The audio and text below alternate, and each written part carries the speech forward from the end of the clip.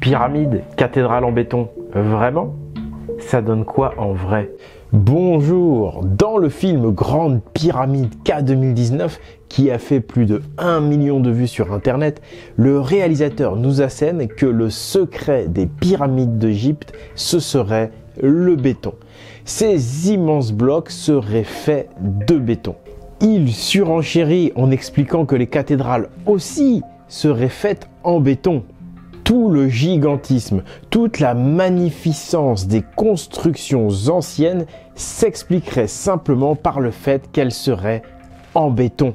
Il aurait été aisé et plus facile de faire construire ces monuments tout simplement grâce au béton. La pierre taillée serait un mythe. Ce qui est sûr, c'est qu'on a construit récemment, au XXe siècle, avec nos moyens modernes, des édifices religieux en béton. On va donc pouvoir regarder à quoi ça ressemble une cathédrale en béton.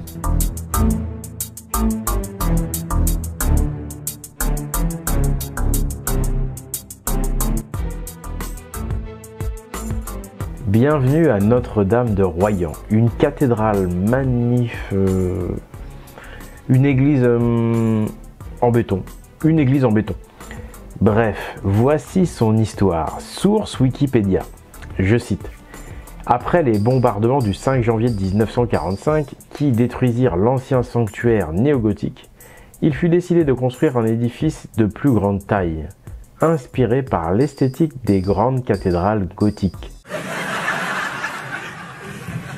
Achevée dès 1958, elle est entièrement construite en béton brut. Elle a été classée monument historique en 1988. Non, c'est pas une blague, hein. Style inspiré gothique, mais surtout béton 20e. C'est vrai que le béton, c'est beau. En parlant de cathédrale, j'en ai une d'époque. On n'est pas sûr qu'elle soit en béton, mais on est sûr qu'elle est du XIIIe siècle. Construite par nos ploucs d'ancêtres, bah oui, c'était tous des cutéreux. Et pourtant, ils ont fait un truc magnifique. Il s'agit de la cathédrale Notre-Dame de Chartres. Elle est belle, élancée, fine.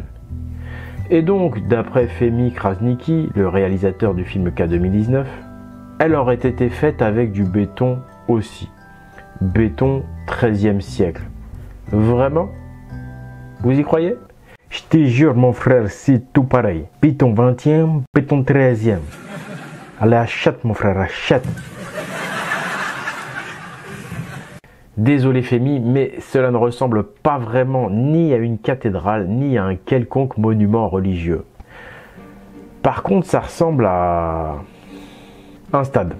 Le Parc des Princes. Là, c'est le même style qu'à Royan. Pas inspiré gothique, non. Mais c'est le style béton 20e.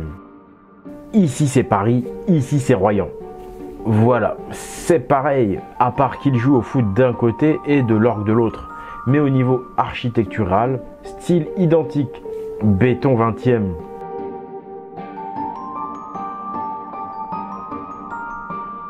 Bon, passons à la Sainte Église de Metz, 100% béton.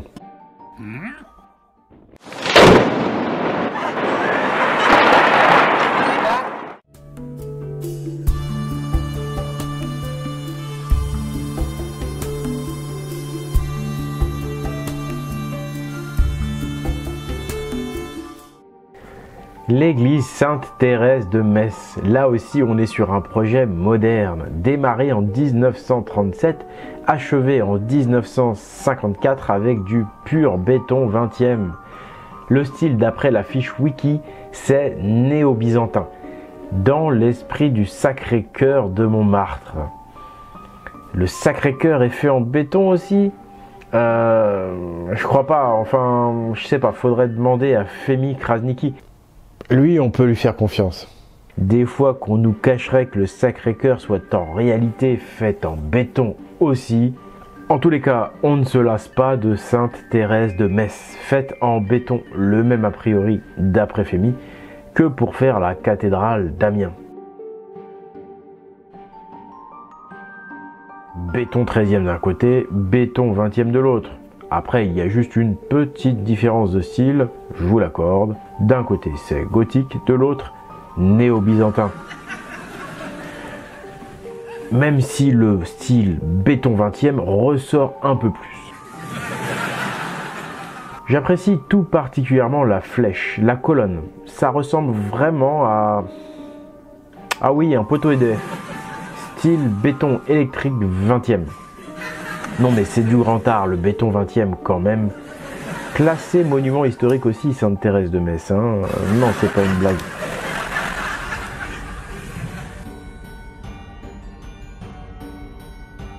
Oh, et les motifs magnifiques, réalisables que sur béton. Ah, quelle figure de style, c'est vrai que le béton, c'est un matériau extraordinaire pour faire de l'art quand même. Alors, verdict, béton 20e, béton 13e ou béton 20e, pierre taillée 13e? Vos réponses en commentaire. Ma réponse à moi, personnellement, je suis encore indécis. Sincèrement, je me tâte. Oui, non, mais je mens pas. Je suis indécis à l'idée de vous livrer ma réponse. Hein, parce que moi, mon opinion là-dessus, elle est claire. Hein. Mais c'est juste que bon, cette année, j'ai décidé de pas trop déranger, donc j'ai pas trop envie de donner ma réponse, tu vois, je veux pas trop m'engager. Mais bon, sinon pour moi c'est clair, il n'y a pas photo. Hein, pour moi c'est de la pierre taillée 13e, évidemment. Si vous appréciez mon travail, n'hésitez pas à soutenir l'artisan vidéaste que je suis sur Tipeee, c'est le financement participatif. Je suis l'un des derniers youtubeurs qui fait ça à l'ancienne, en indep, et pour que la vérité sur nos ancêtres calomniés ressorte enfin.